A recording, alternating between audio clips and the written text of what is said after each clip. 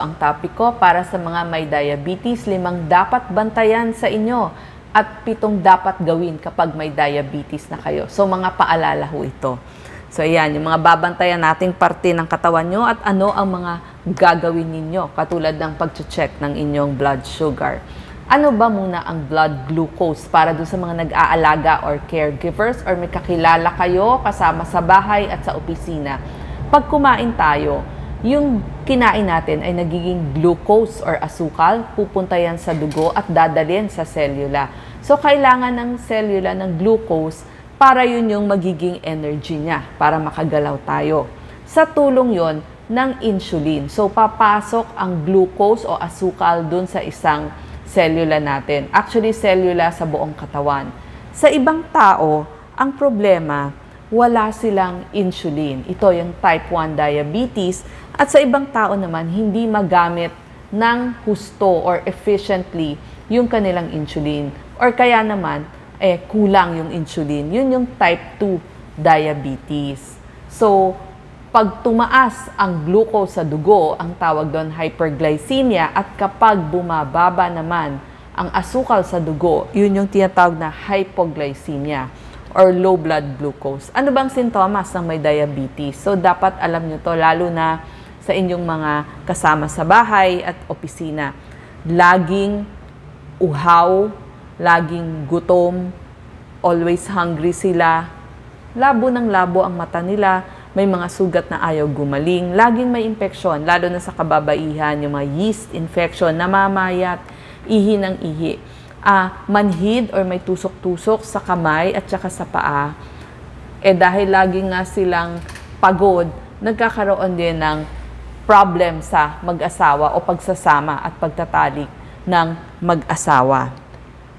Ano ba ang dapat na blood sugar? Kailangan nga magte-test kasi 'di ba, merong mga pang-test para sa ating mga may diabetes. So kailangan meron tayo niyan sa bahay. So, dun sa mga normal, pag nag-test kayo, pag fasting, walang kinain, 70 to 100 milligrams per deciliter. At pagkatapos yung kumain, syempre nakakain na. Kaya medyo tataas na yung ating level, 70 to 140 milligrams per deciliter. Sa mga diabetic, ang fasting, 125 milligrams per deciliter. Pwede pa yan. Hanggang pagkatapos kumain, 200 milligrams per deciliter. Pero, kapag sobrang taas na ang inyong blood sugar, punta na ho kayo sa emergency room or tawag kayo doon sa inyong doktor. So, iyan po ang mga pag-uusapan natin. Ano yung mga paalala natin. Sa pagdating sa pagkain ng mga diabetic, kailangan parehong oras at dami ng inyong meals at snacks araw-araw. Huwag ho kayong magpapakagutom, hindi ho nababagay sa inyo yon. Kapag gusto nyo namang mag-exercise ng more than 1 hour, kumain muna kayo ng snack. Ano ba yung pwede nyo kainin? Isang prutas, kalahating cup ng juice o isang tinapay. At mag-check ng blood sugar after ng inyong exercise.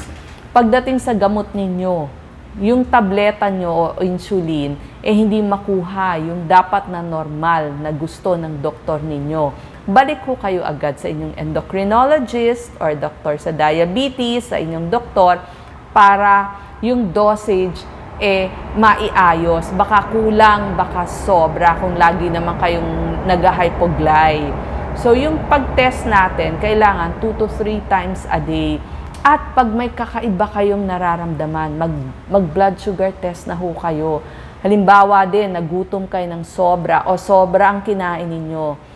Panahon na may sakit kayo, mas mag-test kayo ng inyong blood sugar or very stressed kayo. Kasi merong high blood glucose o yung tinatawag na hyperglycemia. Ito, yung may hyperglycemia, masakit ulo nila, malabo yung paningin, uhaw, gutom, ihi ng ihi. Tapos kakaiba yung amoy ng kanilang hininga, parang prutas. Yun yung mga nangyayari. Masakit yung tiyan, tapos ito, stomach pain. Lagi silang kakaiba. Talagang iba yung nararamdaman nila. So, pag yung blood glucose nyo, nakita nyo, 500 milligrams per deciliter na, punta na ho kayo agad sa emergency room. Pag naman mga 240 to 350, tawag ko kayo sa doktor nyo para ma-adjust yung gamot. Ang mga diabetic din, ito sa mga kaopisina o kasama sa bahay, dapat alam nyo rin po yung signs of hypoglycemia ng isang diabetic. Ito, mapapansin nito ba? Parang nanginginig siya, nagpapalpitate ang nararamdaman, sobrang gutom, tapos namamawis, hindi na kayo kakilala, parang confused na siya, parang magba-blackout na siya, parang hilong-hilo siya. So pag nakita nyo ho yun, i-check nyo na agad yung blood sugar niya kung alam nyo gamitin yung aparato niya. At pwede nyo rin siyang pakainin. Ano ba yung pinapakain? Dun sa mga nag-hypoglyc, half cup ng fruit juice, bigyan nyo na. Or sa can ng soft drinks, yung regular soft drinks, hindi yung diet. 1/3 can, pwede ibigay. Isang cup ng skim milk, kung meron kayong pasas. Kung meron kayong mga biscuit or crackers, mga 3 hanggang 6 na piraso. Pero kung talagang walang tinapay or sandwich, pwede po 4 na kutsaritang asukal ipakain ninyo. Tapos, paalala lang sa mga diabetic, lagi tayong may problema sa ating ipin, at saka sa ating gilagid.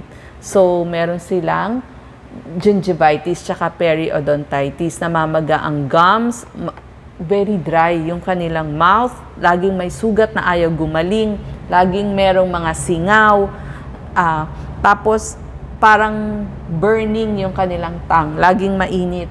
So, pag ganon, kailangan nagpapadentista tayo every 6 months. Tapos, ang problem pa din, sa mata ng diabetic, meron silang retinopathy, cataract, glaucoma. So, ibig sabihin, lumalabo yung kanilang mata. May floaters, minsan hindi makakita sa gilid, malabo sa gabi, hindi makabasa. Yung straight line, parang nagliko-liko, retinopathy yon.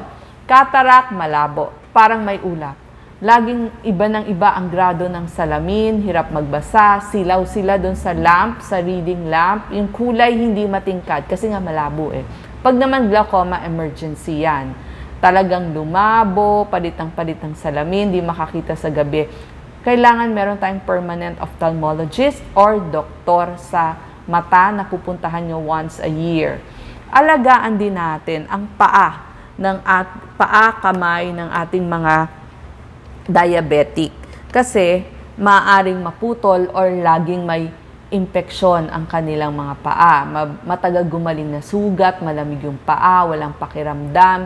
Lagi nyo din lalagyan ng lotion yung kanilang mga paa para hindi mangati. Ngayon, pumunta naman tayo sa insulin shots ng mga may diabetes. Pag may nag-i-insulin na kayo, wag ho kayong matakot sa insulin, makakatulong ho sa inyo yon. Pwede, itanong nyo sa doktor, saan ba dapat kayong mag-inject? Pwede sa tiyan, kasi mas mabilis ma-absorb dyan. Basta 2 inches away from the pusod. Pwede ho. Pwede din ho dito sa inyong kamay, dito sa braso, or pag sa hita, dito sa harap, or dun sa medyo labas. Tapos pag sa puwitan, pwede rin. Kaya lang medyo, wag laging same spot. I-rotate nyo lang dun sa area na gusto ninyo. Basta itanong nyo sa doktor saan kayo dapat mag-inject. Tapos, syempre, sa inyong paa, kailangan wag masusugat. Close shoes palagi. Kasi ang problema sa mga tsinelas, mabilis kayong masugat dyan. Tapos, tignan nyo na maluwag ang inyong medyas. Alagaan ang kidneys ng mga may diabetes. Gawing normal lagi ang blood glucose. Magpapa-blood test, BUN creatinine para malaman nyo kung nasisira na yung kidneys ninyo. Kasama na yung creatinine clearance, urine test, tsaka albumin sa inyong urinalysis. Tapos ipacheck yung mata kasi pag nasisira na yung mata, sumusunod na rin yung kidneys. Tapos, i-control yung blood pressure para hindi masira yung kidneys. May gamot pong ibibigay sa inyo kung high blood kayo. Usually ACE inhibitors, yung mga nag-e-end sa pril. At kontian lang yung protein na kinakain. Sabihin yung mga meats, medyo bawas-bawasan natin. May nakakaproblema din sila sa paa at saka sa kamay. Parang may tusok-tusok, namamanhid, malamig. So, nagkaka-nerve damage.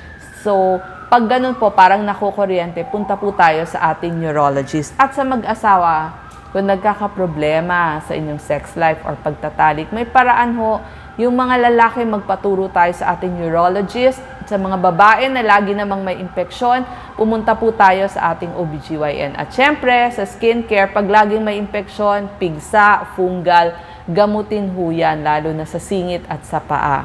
So ito po ay mga kaalaman ng mga diabetic, paano alagaan ng mga kasama sa bahay at sa office. So ito po ang inyong gagawin. Maraming salamat po.